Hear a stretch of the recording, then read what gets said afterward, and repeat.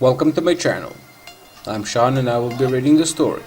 Today's story is dedicated to Charles Cather, an American traveler who came to Eastern Europe about 10 years ago and he lives here now. A link to his channel will be in the description below this video. Today's story is called Charles from Mars. Let's begin. Life in space? Humans have split opinion on it, but nobody can say it is true or false if we are alone in the void. The one alien walking among them is certainly keeping it a secret, and why would he reveal it? That could ruin the mission. It won't be him to openly say he is from another planet. And who is he? How does he look like? Would it be too wild to guess that he is probably looking the same as humans? Now, that would be the perfect cover in which nobody could suspect. Talking and walking the same way the humans do, adopt their customs, maybe lacking humility, and sometimes too energetic for the crowd, but always with a good intent. Besides, he is the only one of his kind taking a stroll down the streets of the world, somebody named Earth. And what about the powers? Do aliens have those? It could be something from the dreams the tiny human cubs have while looking upon the stars, fantasize in reaching Mars. Ha! That could be his mother planet. And the name? How are Martians called? Jim or Steve maybe? Well, this one took the name Charles. In a blink of an eye he was dipping in the ocean, whose rustling waves carries the shores of Nantucket. In the second blink, he was feasting in Chad, dancing in Mexico, taking selfies somewhere near Greenup, Illinois, posing in front of the cabin he rented from an elderly couple. The third blink might as well throw him in the Greek Isles, Turkish bathhouse, Italian cobbled streets with boutiques on the side, or even the untouched woodland of Bosnia. A blink of an eye, a moment of his eyelids closing, slowly coming together like snapping a picture, could lead him anywhere in the world. It really could, but he chose to sit on a bench in the Belgrade pedestrian area and eat an ice cream. A truly crazy thing for Charles to do. It was around sunset and there he was, casually throwing his gaze over busy people, young girls and evening breeze in their hair, some children playing around the fountain. The cafe was full of laughter and the noise of a football game on a hologram. The colors of a sunset, reflecting from the nearby building, were easy on the eyes. In some way, it made that vanilla ice cream more flavorful and gentle on the buds. Utterly peaceful, pleasant, and a few more words he picked up during his stay crossed his mind. Maybe a hookah bar after dinner. It slapped his mind, and just like that, it was settled. He will meet his friends there.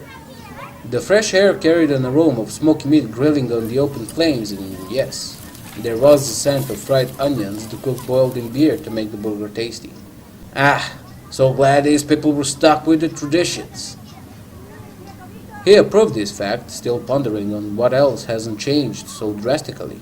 Besides the holograms, fashionable clothes, a few flying cars, and having robots walking around him, the rest of this country really had trouble getting updated. Whatever the reason stood behind that, it was a portal to a strange mixture of modern and old, of popular and traditional, a mixture of East and West. Eagle 217 mission report. A boss caught him off guard. He almost dropped the light in his hand. What? Now? It's ongoing. Status unchanged. Still in progress of obtaining information. He proclaimed per habit, just to make the boys go away and check if anyone is watching him. You can't stall much longer. We need those data from the Ocena planet. If you don't get a grip and do your job, we will have to send somebody else to take over. No! I won't let it! I'm so close! He jumped from the bench and pointed somewhere.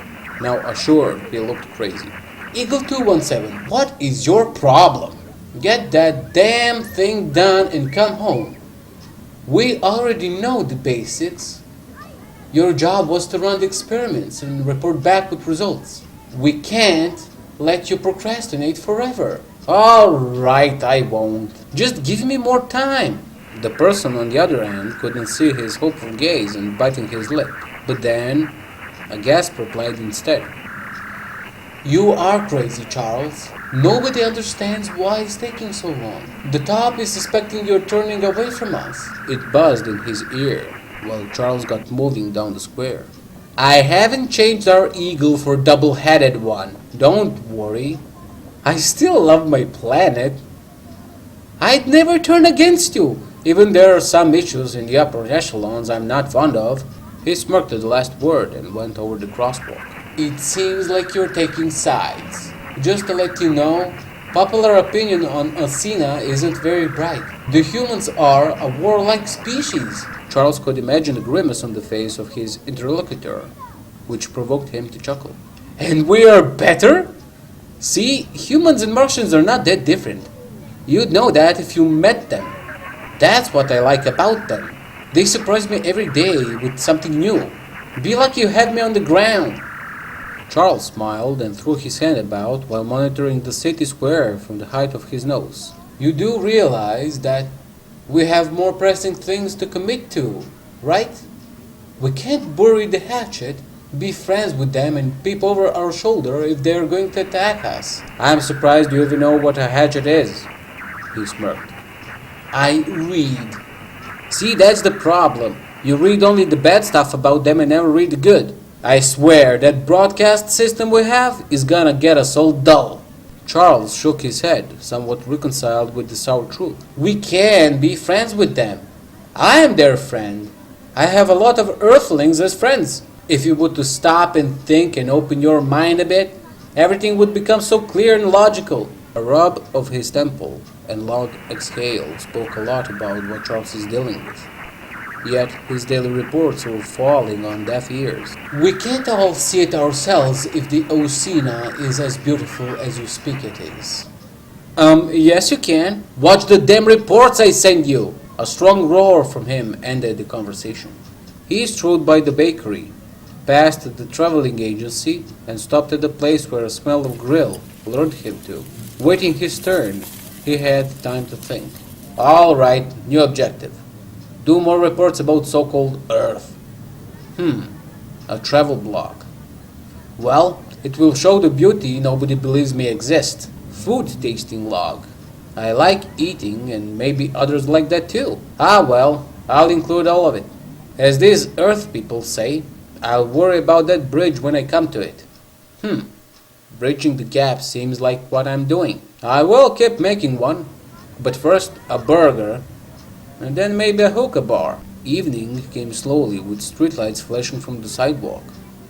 Charles passed the next corner and found himself on the entrance of the hookah bar. Right from the first screech of the door, a wave of smoke bent over him. With a smile, he came in and soon friendly faces rose up to greet him. Crazy Charles, or were the Earth folk crazy? Is that what makes life on the planet interesting and worth living? That is a debate for another time, sentenced to be experienced rather than said. However, it is not lunacy that led him to Earth. It was curiosity and bravery, maybe a pitch of crazy. To step into the unknown, to anticipate the chaos, to travel so far from home.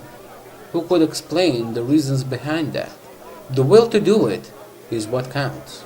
To open your mind to new possibilities is what counts. Meeting new species, making friends, being likable counts.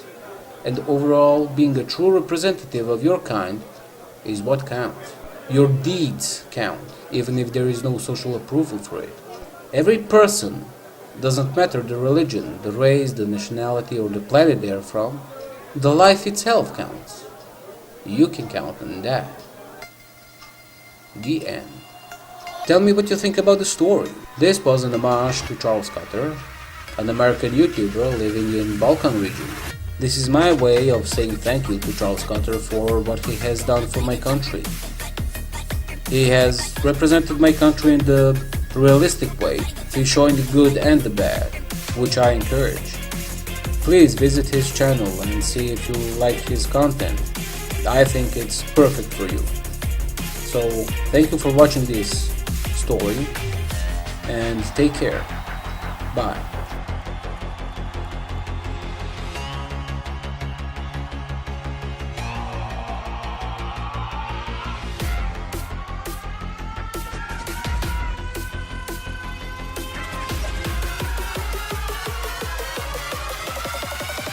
Everybody get your hands up.